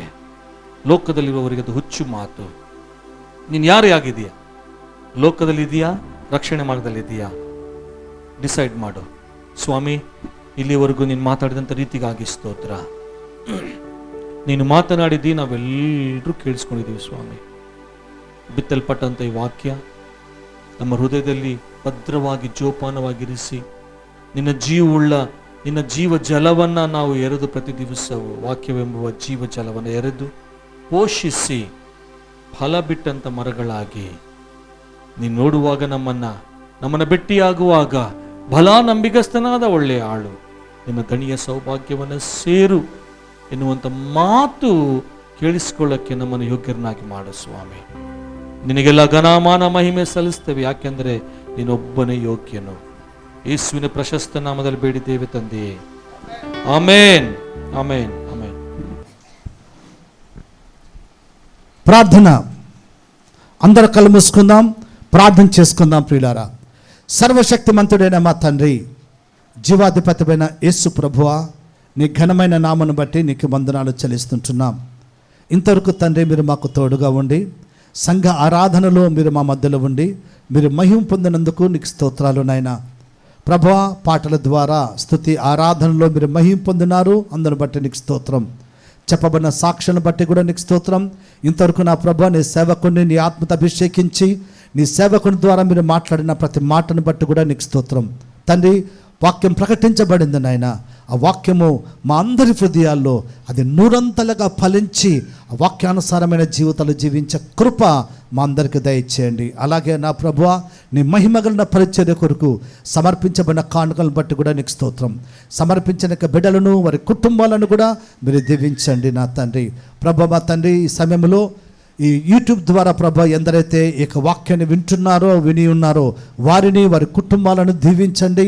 వారికి అన్ని విధాలు కూడా నీ కృప ద్వారా సహాయం దయచేయండి. ఈ దినం చేరువచ్చిన మా ప్రియ బిడ్డలందరి కొరకు నేను ప్రార్థిస్తున్నాను. పేరు పేరును దీవించండి, వ్యక్తిగతంగా ఆశీర్వదించండి. ప్రతి కుటుంబం పైన నీ హస్తం ఉంచండి. దేవానికి స్తోత్రాలు. అలాగే ప్రత్యేకంగా ఈ వారంలో ప్రభు బర్త్డేలు వివాహ దినాలు జరుపుకోబోతున్న బిడ్డల కొరకు కూడా నేను ప్రార్థిస్తున్నాను నాయన. వారందరినీ మీరు దీవించు ప్రభు. ఇంకా ఇలాంటి వెడ్డింగ్ యానివర్సరీలు బర్త్డేలు అనేకము జరుపుకొని నేను స్తుతించ కృప దయచండి నా తండ్రి. రేపు ప్రభు నా తండ్రి ఈరాళ్ళ చర్చిలో జరగబోతున్న ఈ యొక్క ఇండిపెండెన్స్ డే సెలబ్రేషన్ బట్టి నీకు స్తోత్రం నా తండ్రి. ప్రభు మా తండ్రి అద్భుతకరంగా జరిగించుకునేందుకు నీ సహాయాన్ని మీరు మాకు దయచేయమని అడుగుతుంటున్నాం. రేపటి దినాన మేము అనేకలుగా చేరి వచ్చి ప్రభా యొక్క ఇండిపెండెన్స్ డే సెలబ్రేషన్లో మేము అందరం పాల్గొని ఆ దినమంతా నీ సన్నిధిలో గడిపే కృప మీరు మాకు దయచే దేవానికి స్తోత్రం. మీకే సమస్త ఘనత మహిమ చెల్లించుకుంటూ యేసుక్రీస్తు నామములో ప్రార్థించి వేడుకొనుచున్నాము తండ్రి. ఆమేన్.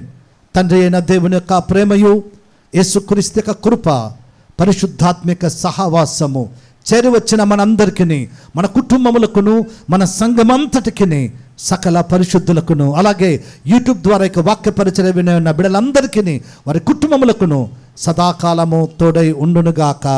ఆమేన్. ప్రైజ్ అందరికీ వందనాలు. Praise lord. God bless you. దేవుడు మిమ్మల్ని మీ కుటుంబాలను దీవించి ఆశీర్వదించునుగాక. ఒక ప్రకటన.